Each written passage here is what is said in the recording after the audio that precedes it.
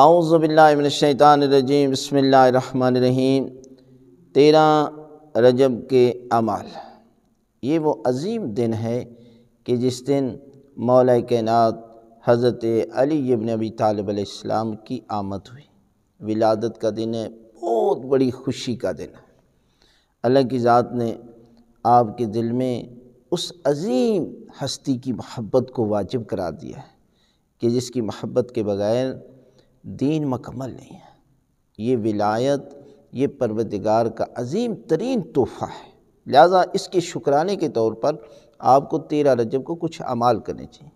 پہلا ہے کہ آپ خوبصورت لباس پہنیں، سفید لباس ہونا چاہیے، خوبصورت، سب سے بہترین تو مستحب اور سنت ہے سفید لباس۔ لہذا اس کے بعد آپ کو غسل کرنا چاہیے، یعنی غسل کرنا چاہیے، اور غسل کرنے کے بعد سفید لباس پہننا چاہیے اور 2 رکعت نماز حاجت پڑھنی چاہیے۔ پروردگار کا شکر ادا کرنا چاہیے کہ اس پروردگار نے ان ہستیوں کو دنیا میں بھیجا کہ جس کے بغیر نہ آسمان اور زمین، یہ سب کچھ انہی کی محبت میں پروردگار نے جو ہے وہ پیدا کی۔ لہذا شکرانے کے طور پر 2 رکعت نماز پڑھیں، اور سورہ الحمد کے بعد سورہ توحید، دوسری رکعت میں بھی سورہ الحمد کے بعد سورہ توحید، مکمل نماز کی طرح، فجر کی طرح آپ نماز پڑھیں، اور اس کے بعد تسبیح کا ذکر ضرور کیا کریں، اور اس کے بعد کثرت سے صلوات بھیجیں، یعنی اس دن زیادہ سے زیادہ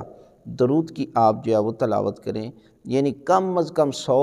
اور زیادہ سے زیادہ 1000 مرتبہ 13 رجب کو آپ درود کی تلاوت کریں، استغفار کریں، یعنی زیادہ سے زیادہ اس ماہ رجب میں استغفار کا بھی بہت زیادہ ذکر ہے، اور اس دن کریں گے تو ایک تسبیح اور 1000 مرتبہ